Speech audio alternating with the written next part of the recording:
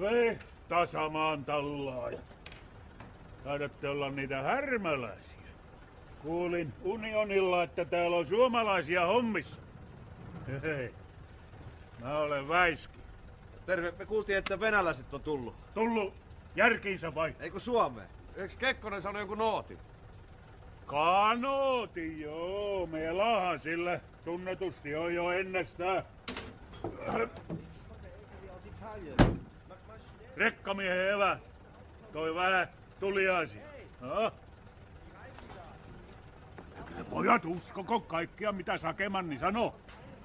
No, Kekkonen sai nootin Venäjältä, mutta se lähti Rutsevin kanssa hoitamaan homma. Kyllä siinä olisi Venakolla kusinen paikka. Joka torpassa on torrakko ja halu ampua. Sitä minäkin. Tutko illalla ryypylle? No eikä minä nyt turhaa poikasten kurlausvedeksi pirtua tuonut. 5 saunaa ja 6 putkaa. Mua ei oo juonut pöydän alle. Kun 5 miestä ja vartti. Mikä? 5 miestä ja vartti. Se on 1 kuski. Se juo aina 5 miestä pöydän alle ja jatkaa vielä varti. Varmuuden vuoksi, ettei tuu sanomista.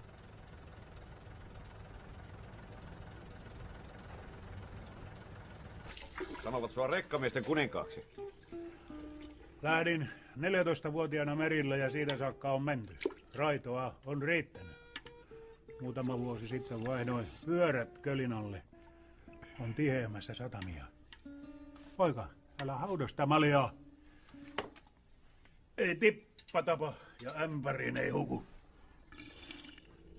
Vedäs Hampari se värsy, jonka mä tein. Vanha sävele uudet sanat. Joo, poika. Pelit soimaan. Joo. Hei, mihin se Hitleri kuoli? Se jäänyt ei historiaan. Kun Köppelsen persettä nuoli, ei voinut kai aavistakaan. Nahka housuun, kun kerran vain sattui se pieraisemaan. Se pommin lailla löi bunkkerin tasalle maan. Hyvä, tasamaan tallaajat. Teissä on aineesta.